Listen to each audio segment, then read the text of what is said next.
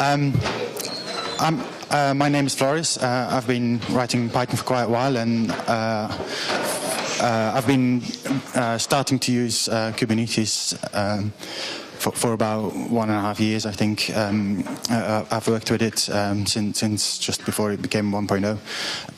And this is sort of a number of things that can make your life easier towards building your application more suitable for Kubernetes.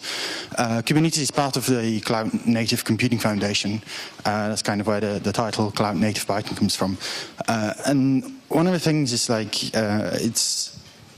it's not really necessary to do all of those things. You can start without actually doing any of these things. As soon as you can Dockerize your application. You can run it in Kubernetes and can start benefiting. It's just a number of things you can start adding to your application gradually as you need them, as you want them, kind of thing. This is sort of the roadmap. So I'll go through very quickly, give a bit of background about how Kubernetes actually works. If you know Kubernetes already, that's maybe a repetition, but I'll keep it very small and simple. Then I'll sort of say on which parts of the execution environment that you get out of when you're running inside Kubernetes, that you can sort of rely on what shortcuts you can use.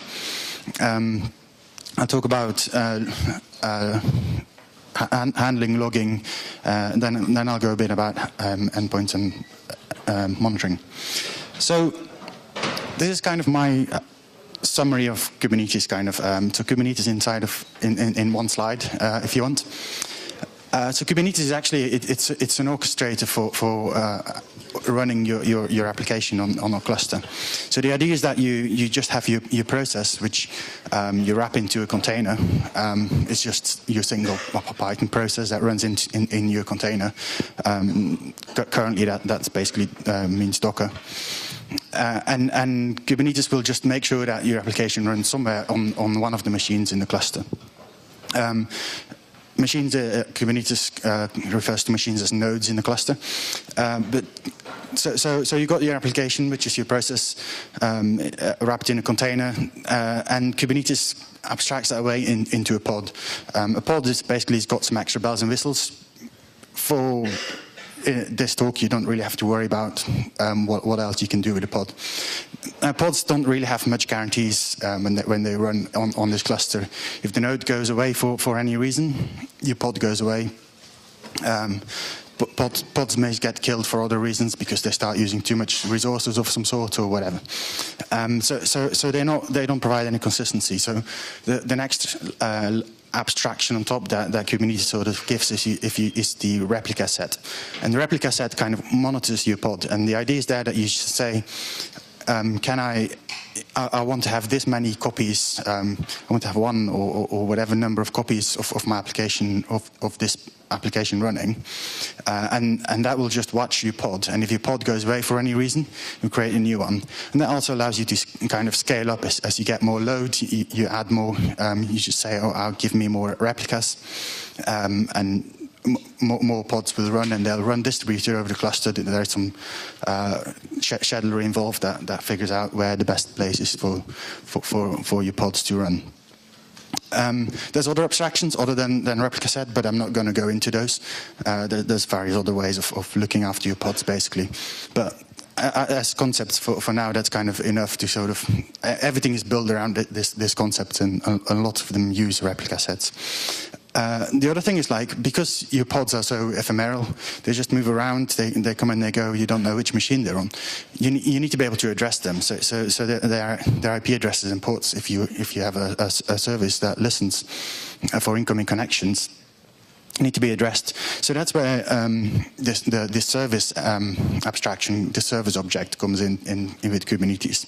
So the idea there is that it's basically kind of a level 4 proxy or load balancer, and it just it's fixed IP address, and for your pod that anyone in the cluster, there's normally a DNS name associated with that as well, so you can easily find it. And whenever you need to talk to to your service, you connect to that IP address, and that will route the traffic to wherever the actual pods is. If you have multiple pods, it will round robin between them or something like that. Again, there's more bells and whistles, but that's kind of, if you got those three things, you know enough about, in the basics of what Kubernetes kind of, how Kubernetes manages things around.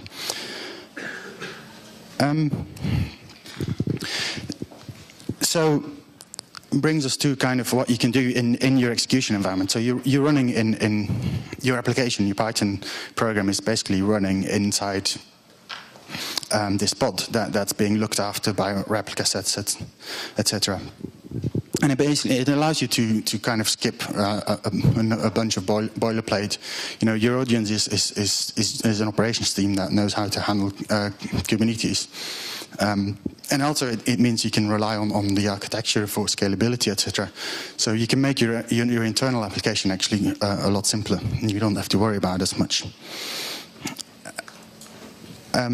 One of the first kind of thing that I think is kind of useful is don't try and recover errors. If you get an unexpected exception, just make it crash your whole application.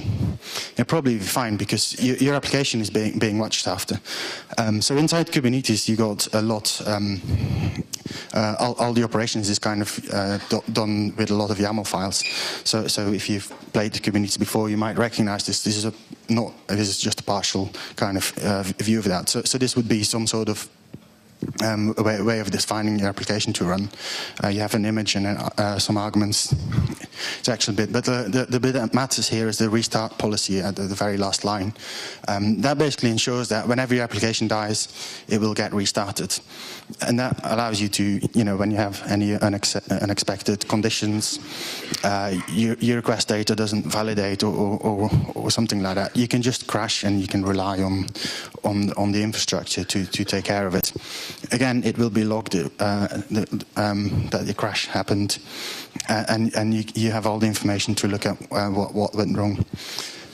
The one thing to think about is if you have a service that accepts incoming connections and processes requests that way, you do have to worry about when you crash what you're going to lose.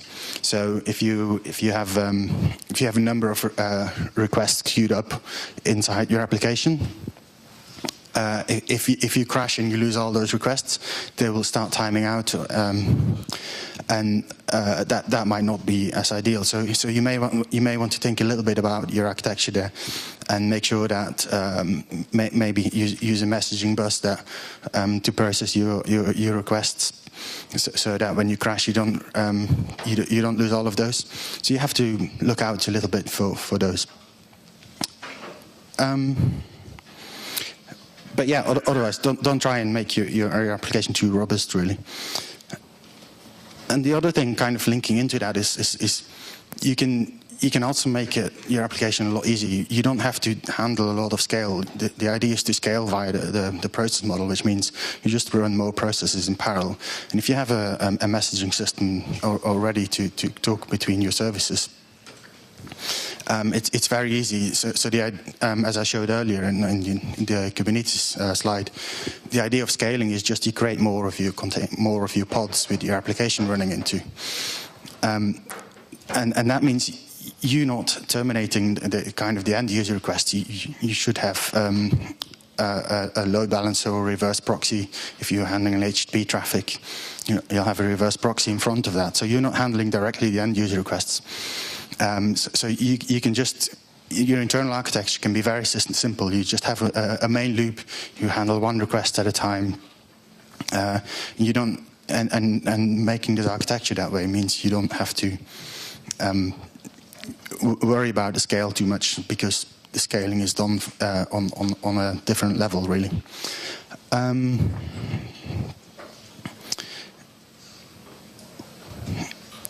Yeah. So. Next on I think it's useful to say a little bit about logging. So again, kind of on a very simple level, if you've ever played with Docker or Kubernetes, by default things go to standard out. If you're the main process in your container, and I would recommend to just run one single main process in your container anyways. Then anything you write to standard out or standard error will be captured in the logs, and these logs will be sent through from Docker to Kubernetes, and Kubernetes will then keep these logs. It's very simple. It works nice while developing, but it does have its downsides because its records are basically line-based. So if you have one line, that's your log message. If you got a traceback that you got in your logs, that spans multiple lines. That's kind of no longer one logical. Once it's gone through the Docker and Kubernetes logging, that's no longer one logical line.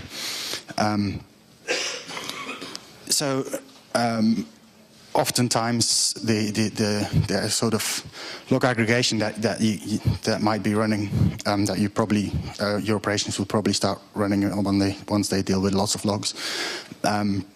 We'll try and join back together these records into a single record. But the thing here is that even though it's just standard out, you want to make sure that it is configurable. It's up to you, depending on how your operations manages things. So if they want to send all the logs to something like the Elk Stack, Elasticsearch, Logstash, and Kibana or something like that. So if they want to index it, search it, and make it searchable, all that sort of stuff, that kind of gets built on top. But you still want to give the option to the operations to configure their logging, and so you don't want to bake that completely into your application. So it's often very, very useful. I prefer it as command line arguments. You can stick things into the environment variables as well. But yeah, make sure to sort of make it configurable so your operations can choose what they do there. The other thing is, like, don't skip using your library, using logging libraries because it is just standard out. The logging libraries, just to get things going on standard out, are very easy to set up anyway. It means you straight away get your different log levels that you can use. All logging libraries are basically kind of wrappers around the horrible amount of global state that it's quite terrifying. Pick the one you like most, I would say. Some handle the global state in different ways. The thing I'm showing in the middle block with the logbook example is sort of kind of leads on to the next step that you might want to take with logging. Is once you're using a logging library and your operations have started moving to a log aggregator, you might actually want to, instead of going via the Docker and Kubernetes route of letting your logs being captured, you might actually want to start bypassing and start things directly into your log aggregation via something like Graylog or systemd.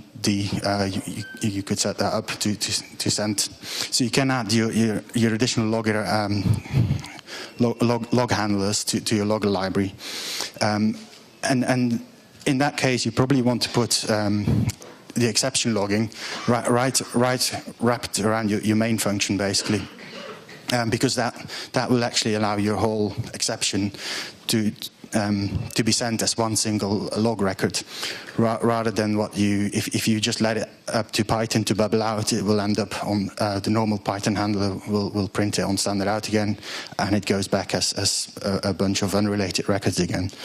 The last one, struct log, I think is very nice, especially if you're aggregating just lots of things, because it allows you to put a lot more machine parsable data in. So it's kind of it's kind of a nice wrapper around things as well.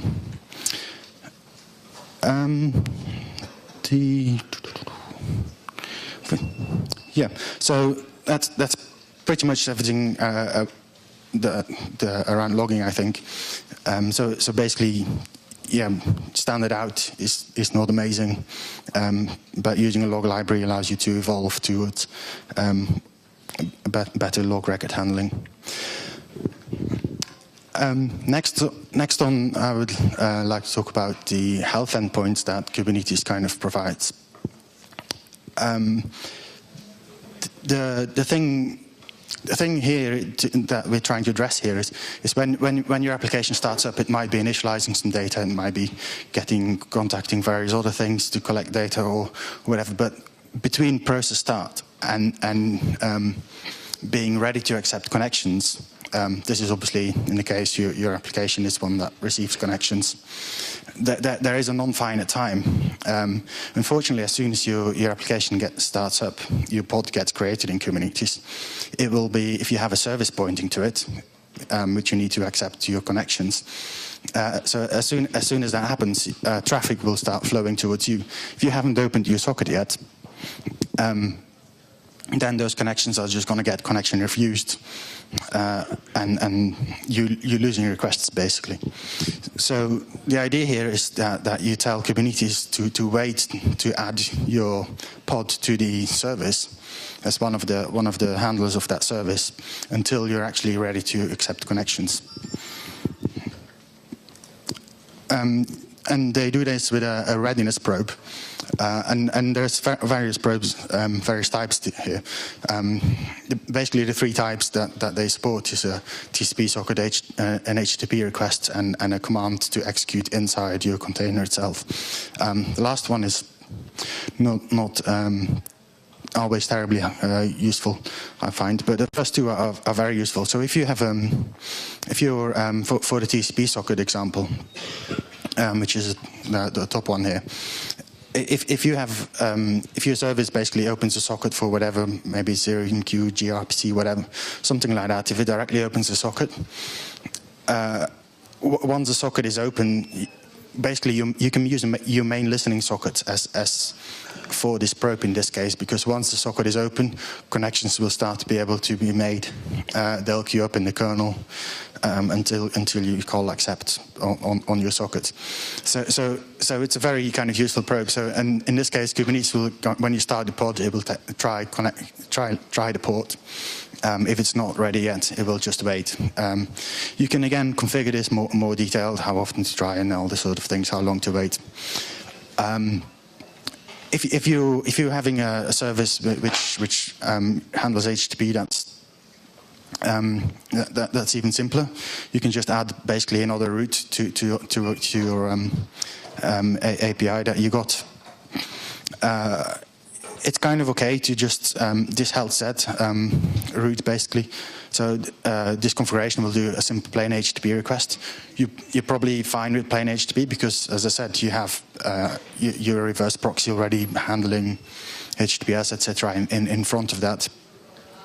And the other thing is, because you have your reverse proxy in front, you don't have to worry about putting that health endpoint on a different port, really, because your reverse proxy is not going to route any requests to that endpoint anyway. So users, if you're accepting direct user requests, users are still not going to see that endpoint because of your reverse proxy. So you can just do that in line with your main request, and that gives you a very good a very good sense of when your application is actually really handling your requests, because there's nothing special anymore. That kind of brings us to the next step on that is kind of liveness checking on this. It's another.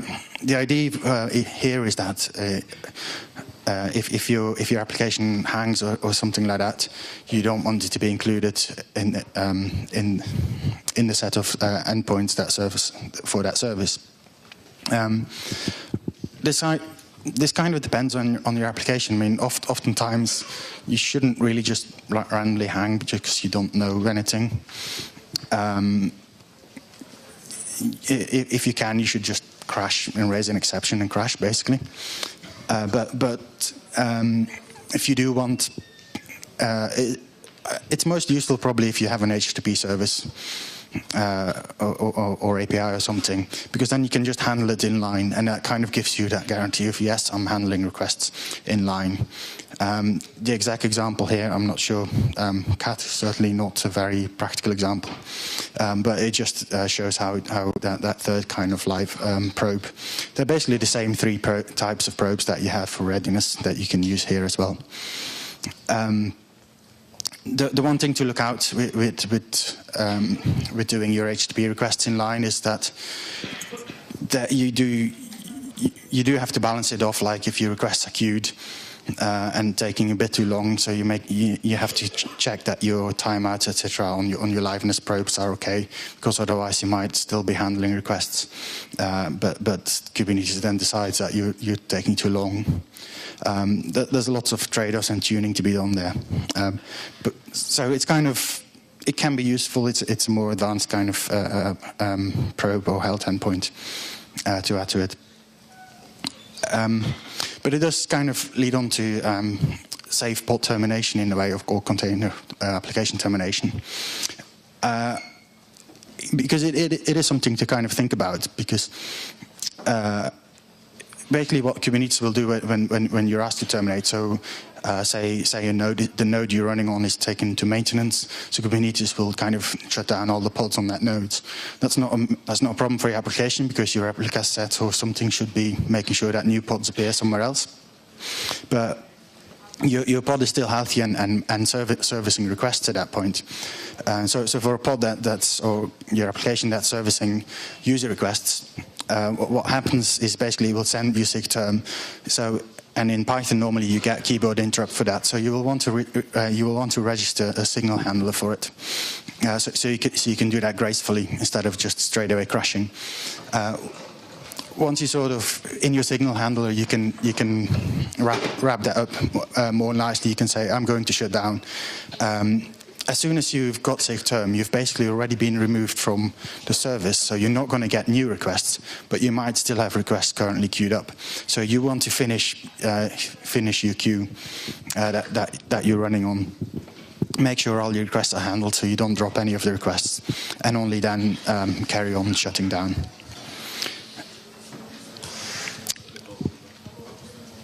Then the last kind of step into this is kind of monitoring, or maybe I think more of it as application instrumentation. So monitoring-wise, there's already a bunch of kind of monitoring that operators can do out of the box with Kubernetes by running stuff like cAdvisor or something. They'll have an idea of your container and resources it consumes, etc. Prometheus is a different project that is also part of the Cloud Native Computing Foundation. It's quite popular at the moment, but it allows you to basically instrument your application in various ways. This is a very, very short example, basically. Its architecture, its monitoring architecture of Prometheus is kind of I find it very similar to SNMP actually, but just with current technologies. It runs that we currently understand better. So it uses TCP, which is more reliable or has more guarantees than UDP.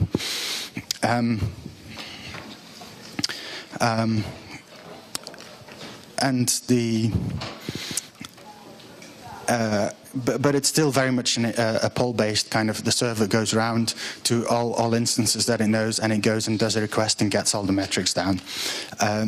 Despite it being HTTP, the actual wire format is quite special. It's either some text format or it's protocol buffers, I think. So it's easiest to just use a client. They have an official Python client, which this is a very primitive example of. And it basically comes with various kind of instrumentation things. So you can have counters, you can have gauges. Again, if you've ever used SNMP, they're kind of very similar concepts. Yeah, it's just a bunch of metrics, and they can come around and scrape. In this example here, just using some counters, you define the counters on the fly, which is very convenient. and then you have things like context managers or decorators, etc., to help you with various things. That's kind of everything about. There's a lot more obviously that you can do with data instrumentation, but that's kind of the sort of the next step, I guess. And that's just about time, I think. So thank you very much. I hope that was useful. And if you have any questions.